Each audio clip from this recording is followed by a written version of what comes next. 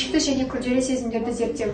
Науқастың бұлшықет буын сезімін зерттеу кезде науқастан көзін жұмуын сұрап, және де әртүрлі буындарында бүгу, жазу қимылдарын жасап көреміз. Және де науқастан қай буын бүгіп жазылып жатқандығы туралы ақпарат сұраймыз.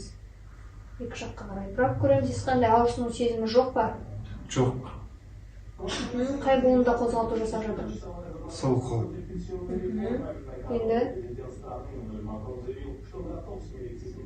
Енді қай жақта қозғалту жасап жатыр?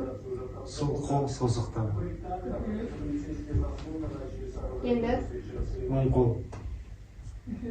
Дәл осылай әр буында тексеріп көреміз. Салмақ сезімін зерттеу. Салмақ сезімін зерттеу кезде екі түрлі затты біз науқастың қолына қою арқылы екеуінің бір-бірінен салмақ айырмашылығы 15-20 грамм болу керек. Науқас соның қайсысы жеңіл ауыр екендігін айту керек. Науқас көзіңізді жұмыңыз, екі қолыңызды ашып қойыңыз.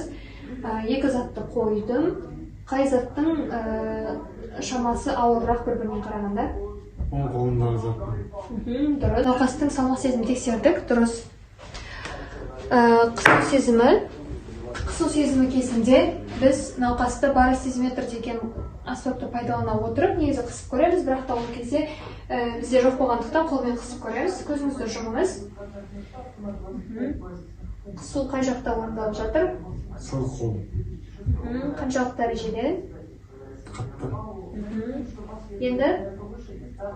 Оң қолында. Қандай дәрежеде? Әлсін.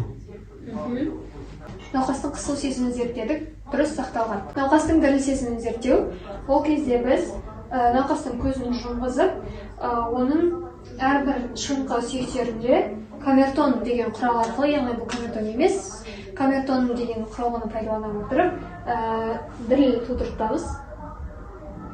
Қай аймақта діріл туындап жатыр? Сол қолында. Енді? Оң аяғында.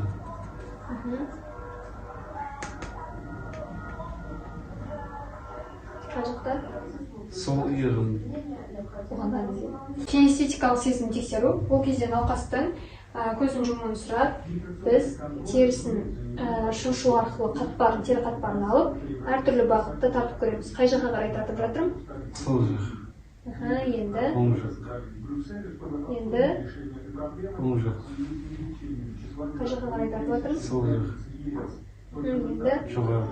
Науқастың кинестетикалық сезімін зерттедік, қалыпты сақталған. Науқастың екі жақты кеңістік сезімін зерттейміз. Бұл кезде науқастың көзін жұмуын сұрап, терісіне әртүрлі жазбаларды жазып көреміз, соны ол ауызша айтып беру керек. Қандай жазылмасында?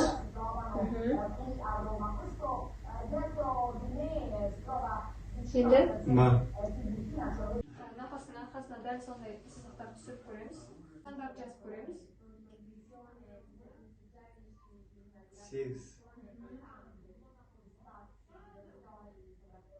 9 1.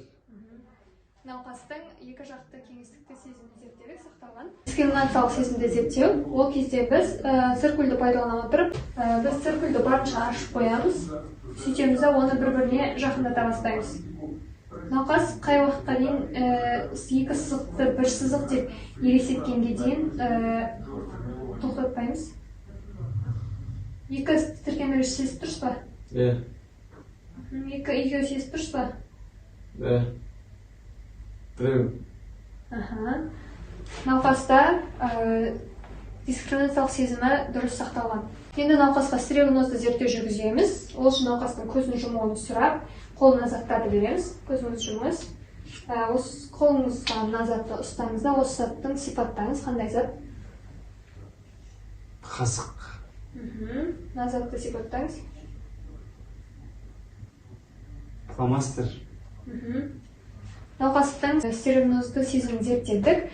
Науқасты стереогнозды сезім сақталған, яғни затты көзін жұмып тұрып сипаттама бере алады.